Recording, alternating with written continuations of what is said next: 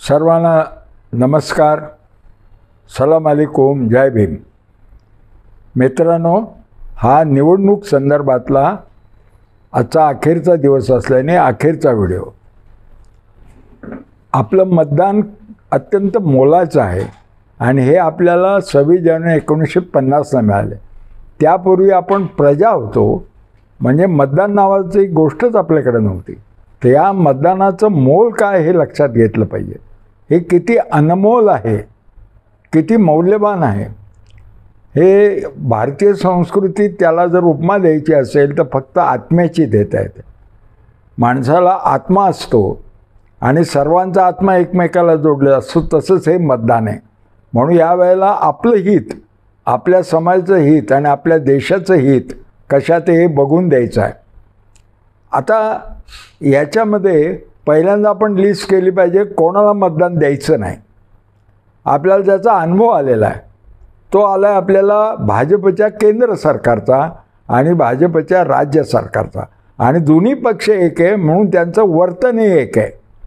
ते कसे वागलेले आहेत तर यांना अर्थव्यवस्था सुधारता नाही आली, थापेबाजी करायची, परंतु बेकारी प्रचंड वाढली, महागाई वाढली, शेतकऱ्यांच्या आत्महत्या वाढल्या, पिकाला पैसे नाहीत, लोक हवालदिल झाले, ते ह्या डबल इंजिनच्या सरकारनं. म्हणून ह्या विधानसभेमध्ये काही केलं तरी माझी आपल्याला कळकळीची विनंती असेल की कुठल्याही तर्काने आणि कुठल्याही अनुभवाच्या शहाणपणाने भाजपला मतदान द्यावं असं उत्तर मिळत नाही.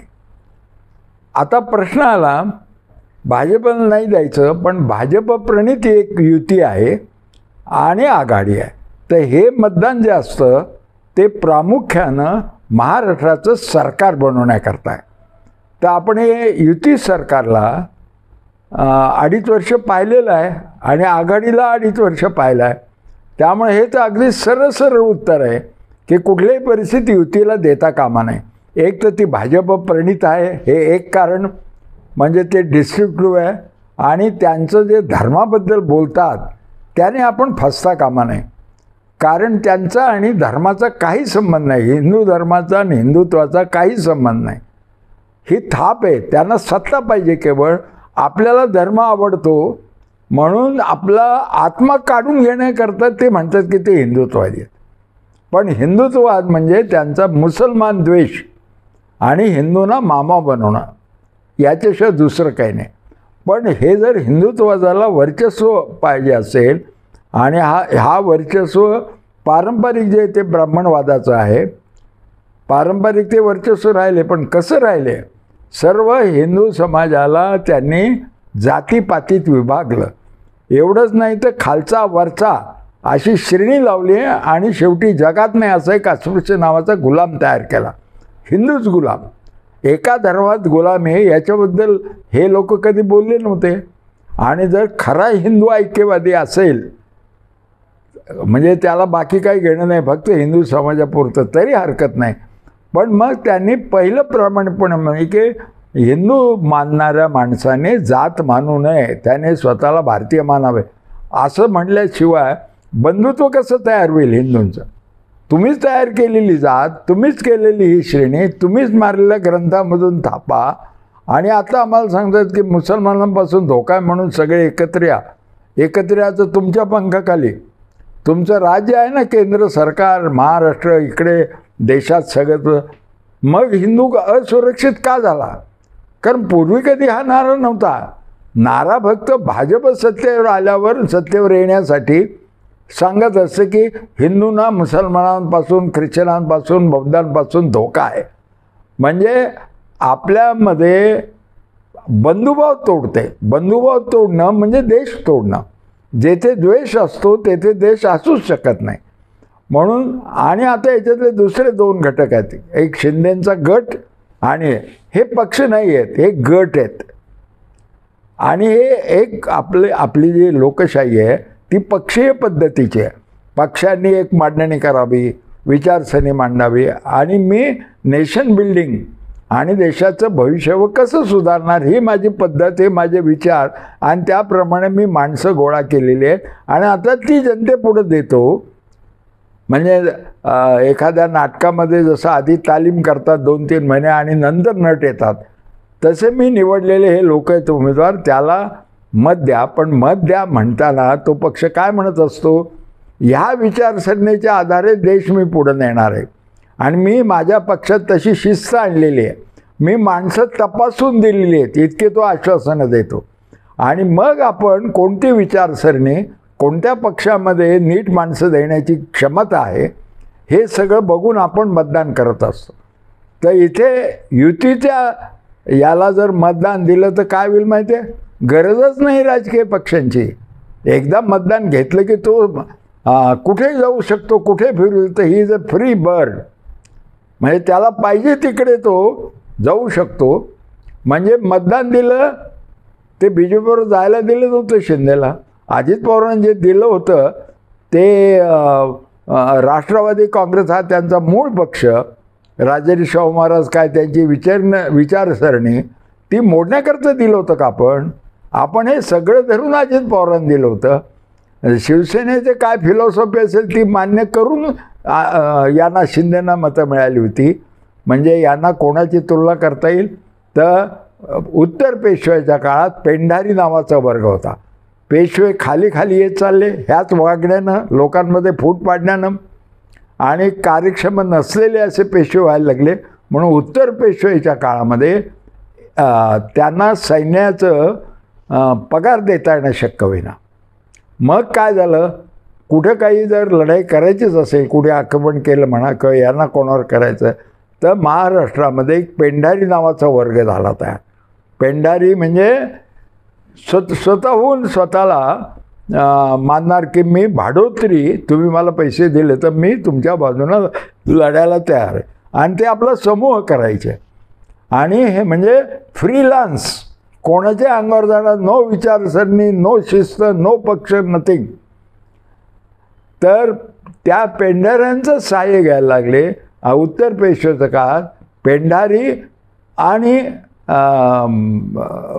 लुटालूट करणारे आणखीन काही लोक खूप वाढले. आणि मग हे काय करायचे, जेव्हा पेशव्यांना गरज तेव्हा पेंढारी लढायचे. आणि ते त्यांचं एक वैशिष्ट्य होतं, आम्हाला पगार नको, कामात जे तुम्हाला मिळेल त्याची लूट पाहिजे. आणि त्याच्यानंतर ही लूट घेतल्यानंतर यांना वाटायचं पुढे काही पगार द्यावं लागत नाही, पण ते दुसऱ्याही बाजूला जाऊ शकतात. मग मधल्या काळात ते जगायचे कसे, तर ते लोकांना लुटालूट करायचे. मग शिंदेंनी असे 40 आमदार गोळा केले शिवसेनेतले, आपण पेंढाऱ्यासारखं वागूयात, आपल्याला काय वाटा मिळणार आहे आणि आपण सत्तेवर दुसऱ्याला आणू आणि त्याच्याचबरोबर आपण येऊ, असा दरोडा घालू, आपला पक्षच मोडून टाकू. दरोडा कुठे घालायचा, आपल्या घरातच, आपल्या घरात दरोडा घालायचा. आणि भाजपचं केंद्र सरकारवर, न्यायालय यंत्रणेवर वर्चस्व असल्याने आपल्याला काहीही होणार नाही. आपलं बेकायदेशीर काम कायदेशीर आहे असं तरी सांगितलं जाईल, किंवा हे अनिर्णित राहील कायदेशीर आहे का बेकायदेशीर आहे. आणि मग आपल्याला हे मंत्रिपदं मिळतील, आणखीन लुटायला मिळेल. म्हणून हे पेंढारी तिथे गेले. त्याच्यानंतर अजितदादाही पेंढारी झाला की हेच पेंढारे खात आहेत तर मी काय ना. अजितदादाच्या ह्याच्यामध्ये सतत नुसतं विकासासाठी भाजपबरोबर आमचे बिलं निघायचे नाही. म्हणजे पैसा हा केंद्रबिंदू ठेवूनच बोलता येते. आणि मधोमधून म्हणतात की आम्ही राजे शाहू महाराज, शिवाजी महाराज, महात्मा फुले वगैरे नावं घेतात. मग ते घेतात तर मुळात ते भाजपबरोबर गेलेच कसे. त्यांचंही पेंढाऱ्यात रूपांतर झालं. म्हणजे आजचं मतदान पेंढारी निर्माण करण्याकरता आपल्या हातून होऊ नये, ते पाप होईल. याचं मोल मगा मी सांगितलं की आत्म्या इतका आहे. पण निदान आपण पाप तर करू नये ना. पाप होऊ नये म्हणून पहिला मार्ग आहे की भाजपला मतदान द्यायचं नाही, म्हणजे पाप होणार नाही. पुण्य जास्त होईल का कमी होईल नंतरचा विषय. दुसरं, पेंढाऱ्यांना द्यायचं नाही. हे झाल्यावर मग येतो उमेदवाराचा विचार करा. तर उमेदवारामध्ये आता आपण जर समजा युती सरकारला परत मत दिलं, म्हणजे आपण असं सांगतो आहोत समाजाला की जे हे पेंढारी आहेत ते मला मान्य आहेत, पेंढाऱ्यांनी माझ्यावर राज्य करावं. त्यांनी पैसे घेऊन इकडून तिकडे गेले आणि मग ते लूटच करणार ना, लुटारू त्यांचा स्वभावच आहे. तर त्यांनी फक्त कंत्राटं दिली, कामं नाही केली आणि कंत्राटातले सगळं कमिशन नेमलं. म्हणून महाराष्ट्रामध्ये पैशाचा महापूर आला. याच्यापूर्वी इतका कधीच नव्हता. त्याच्या मागे धारणा काय आहे? BJP त्यांचा मार्गदर्शक आहे की हा आत्मा दुसऱ्याचा काढून घ्यायचा आपल्याला आणि तो तात्पुरता काढून घ्यायचा आहे. तो वेळा म्हणतो की 5 वर्षाकरता द्यायचा आहे. तर तसं काही नाही. आता दिलं म्हणजे त्याचा आपला संबंध तुटला, त्याला बनवायचं आहे. मग तो आत्मा करण्यासाठी साधा आंब्यातून रस काढायचा असेल तर बिलबिला करावा लागतो आंबा. तर या माणसानं बिलबिलं करण्याकरता आपण या गरिबांना शेतकरी म्हणून लुटलं, छोटे व्यापारी म्हणून लुटलं, नोटाबंदी केली, महागाई वाढवली, लूट सारखी केली. पण आत्ता त्यांना बिलबिलं केल्याशिवाय त्यांचं मतदान बाहेर येणार नाही. म्हणून त्यांना महापुरात डुबकी मारायला लावा आणि त्यांना सांगा की वा वा वा, आता पुढं सगळं असंच आहे, आता काही उन्हाळा नाही, काही नाही, तुम्हाला आम्ही महापुरामध्ये पाण्यामध्ये डुबवतो. कसं गारेगार वाटते की नाही? तर गारेगार वाटण्याचा आभास द्यायचा आणि पुढचा उन्हाळा 5 वर्षाचा त्याला सोसायला लावायचा. आता याच्यामध्ये म्हणजे आपण अगदी थोडक्यात सांगायचं झालं तर कसं लक्षात येईल ही लढाई कशी आहे? निष्ठावंत विरुद्ध निष्ठावंत. बाळासाहेब भारदे म्हणून एक महाराष्ट्राचे सभापती होते. त्यांनी हा शब्द निर्माण केला होता मराठी, की काही निष्ठावंत असतात आणि काही निष्ठावंत असतात. जमेल तेव्हा स्वार्थाच्याकडे ते निसटतात, जनहितापासून दूर जातात. आणि निष्ठावंत असतात ते म्हणतात की आपल्याला जनतेने निवडून दिले, ते जनतेची निष्ठा ठेवलीच पाहिजे, म्हणून ते निष्ठावंत असतात. तर हा लढा निष्ठावंत विरुद्ध निष्ठावंत असा आहे. दुसरं या लढ्याचं एक वैशिष्ट्य आहे की वैयक्तिक स्वार्थ विरुद्ध सार्वजनिक हित. माझ्या वैयक्तिक स्वार्थाच्या पुढे मी जर तो स्वार्थ साधायचा म्हटलं तर सार्वजनिक हिताचं मी नुकसान करतोय असं वाटलं तरी मग निर्णय त्यांचा असतो स्वार्थाप्रमाणे. तर अशा स्वार्थी लोकांना निवडून द्यायचं का? त्यांचं सरकार आणायचं का? हे प्रश्न आपल्यापुढे असतात नेहमी. आणि समाजामध्ये लुच्चे असतात, त्याच्याबद्दल काही नाही, कारण सनातन काळापासून लुच्चे आहेत. पण 5% लुच्चे असले तर 5% सच्चे तर असावे लागतात. मग उरलेले 90% कच्चे असले तरी चालतात. पण लुच्च्यांचं प्रमाण जर वाढलं तर ते 90% पोटार्थी लोक हतबल होऊन लुच्च्यांकडे जातात आणि लुच्चे मग 95% होतात. म्हणून सच्च्या लोकांच्या पाठीशी आपण उभं राहिलो तरच हा बॅलन्स राहतो. 5% लुच्चे तर 5% सच्चे पण पाहिजे. म्हणून सच्चेपणाने मतदान दिलं तर जे कच्चे लोक आहेत ते म्हणतात की सच्च्यांचा जोर दिसतोय, आपण त्यांना देऊयात माझं. आता हे जे मतदान मिळालं ते कोणी दिलं? ते भाजपचे जे पूर्वसुरी होते, म्हणजे त्यांच्यासारखा विचार हिंदू महासभा किंवा धर्मावर राजकारण करणारे लोक यांनी दिलं का आपल्याला? धर्मावर राजकारणाऱ्या लोकांनी तर देशाचे 2 तुकडे केले. हे दिलं आपल्याला स्वातंत्र्य संग्रामानं. अगदी याच्यापासून घेऊयात, भगतसिंगापासून महात्मा गांधी, जवाहरलाल नेहरू, सुभाषबाबू, सरदार वल्लभभाई पटेल, मौलाना अबुल कलाम आझाद, ह्या लोकांनी आपल्याला लोकशाही देऊन मतदान दिलेलं. आपण असं काही म्हणलं नव्हतं की आम्हाला तुम्ही मतदानाचा हक्क देणार असाल तरच आम्ही तुमचं नेतृत्व मानू. आपल्याला असं वाटलं त्यावेळेच्या आपल्या पूर्वजांना की स्वातंत्र्य मिळवण्याकरता हे नेते योग्य आहेत, हे धर्मांध नेते नाहीत. तेव्हाच त्यांना बाजूला ठेवलं होतं. हिंदू महासभा, RSS हे होते ना, हे इंग्रजांच्या बाजूचं राहिले. आणि महात्मा गांधी, जवाहरलाल नेहरू यांच्या, सरदार वल्लभभाई पटेल यांच्या मागे समाज गेला. हे स्वातंत्र्य मिळालं आणि मग त्याच्यामधून आपल्याला हे मतदान मिळालं. हे जर आपण आत्ता मतदान नीट नाही वापरलं तर आपण ह्या लोकांशी गद्दारी केला, आपल्या पूर्वजांशी. आणि कोणाशी गद्दारी केली तर पूर्वजांशी करू नये, म्हणून तर आपल्याकडे संस्कृतीमध्ये वर्ष श्राद्ध आहे. दरवर्षी त्यांची पूजा करायची आपल्याला. मग आपल्या स्वातंत्र्य संग्रामातल्या लोकांमुळेच ही आली लोकशाही, त्याच्यापूर्वी कधी होती का? हे हिंदू महासभेचे वगैरे लोक त्यावेळेला म्हणजे धर्माचा आधार घेऊन हे करणारे हे संस्थानिकांच्या दारात असायचे, नाही तर इंग्रजांच्या दारात असायचे. तर ही पद्धत कशी आहे? वरच्या वर्गाची सगळं लुटायचं आणि आपण संकटात आल्यानंतर सामान्य माणसांना भीक मागू द्यायची. म्हणजे आपल्याकडे ते ग्रहण लागतं ना, ग्रहण लागलं हे सगळे घरात बसतात आणि गरीब माणसं काय म्हणतात, दे दान सुटे गिरण. ग्रहण कोणाला? वरच्या वर्गाला, अडाणी अंबानीला. ते एक देशामध्ये मोठा गरिबांचा 90% नाही रे वर्ग आहे. तुझ्याजवळ काय? काही नाही बाबा. याच्याकडे काय आहे? 10% लोकांकडे सगळं काही आहे. त्या नाही रे आहे रे वर्गाचा जो संघर्ष आहे, या संघर्षामध्ये ते स्वतः त्यांच्यावर आलेल्या लोकशाही म्हणजे त्यांना संकटच वाटतं ना. एवढं एक निवडणूक पार पडावी असं वाटतं केव्हा. किती वाटतं?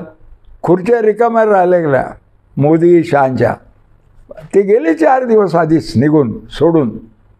त्यांना फार मणिपूरची काळजी असते तर 17 महिन्यापासून मणिपूर जळते. कधीतरी हा मोदी त्याच्यावर बोलला असता, कधीतरी गेला असता, अमित शहा गेले असते. पुन्हा पुन्हा तोच मुख्यमंत्री ज्याचं घर लोक जाळत आहेत. इतके लोक संतापले त्या माणसावर, पण हे त्यांना बदलत नाही. त्यांचा भाजपच आहे. त्यांना वाटलोच करायचं आहे मणिपूरचं, कारण मणिपूरमध्ये खनिजे जास्त आहे. ती खनिजे अदानी अंबानीला द्यायची आहेत पुढे. म्हणून तिथले डोंगरातले लोक राहणारे कुकी नागा वगैरे यांना संपवूनच टाकायचं आहे. म्हणून इतकं केंद्र सरकारची जबाबदारी असताना, बॉर्डर स्टेट आहे, काश्मीरसारखं आहे, पलीकडे ब्रह्मदेश आहे, चीन जवळ आहे, पण हे गप्प ढिम्म काही होत नाही. स्त्रियांची किती बेआबरू झाली तरी काही करत नाही. आणि आता मोठं मणिपूरच्या याच्यामध्ये महाराष्ट्राचं इलेक्शन सोडून अमित शहा निघून गेले. हे कसं काय? मोदी तर आधीच पळाले नायजेरियाला. म्हणजे आपलं सांगायचं की आम्ही नायजेरियात होतो. आता इलेक्शनला नायजेरियाला तारीख पुढची दिली असती तर काही बिघडलं नव्हतं. इलेक्शन आधीच डिक्लेअर झाल्या होत्या. तर हे सगळं आहे. आणि प्रत्येक इलेक्शनच्या धक्क्यातून आपण हा विचार केला पाहिजे की आपल्याला पुढं जाता आलं पाहिजे. पुढं काय आहे? आपल्याला आधुनिक भारत बांधायचा आहे, ज्याच्यामध्ये बंधुभाव आहे, ज्याच्यामध्ये जातपात ही फक्त मैतीच्या वेळेला किंवा काही बाकीच्या लग्न कार्याच्या वेळेला राहावी, पण राजकारणात जात नसावी, राजकारणात धर्म नसावा, सर्व भारतीयांमध्ये एक बंधुभाव असावा. म्हणून माझं मत पडलं पाहिजे. हे सकारात्मक आहे. आणि या दृष्टीने जर विचार केला तर आत्ता उद्या आघाडी बिघडली तर आपण त्यांच्या विरुद्ध, पण आता या क्षणाला भाजपला द्यायचं नाही, युतीला द्यायचं नाही, आणि आघाडीचा जो उमेदवार असेल त्याला निवड. जर आघाडीचं बहुमत नाही आलं ते राष्ट्रपती राजवट आणणार आणि त्या राष्ट्रपती राजवटीतून लोकांना त्रास देऊन पक्ष फोडून परत भाजप आपल्या छाताडावर बसणार. आणि ते बसणार म्हणजे परत ढोंगी लोक, खोटे लोक, परत महागाई, परत शेतकऱ्याच्या आत्महत्या, ही चक्र सुरू होणार. याच्यातून वाचण्यासाठी आता आपल्याला आघाडीला आघाडीच्या उमेदवाराला मतदान करण्याशिवाय मार्ग नाही.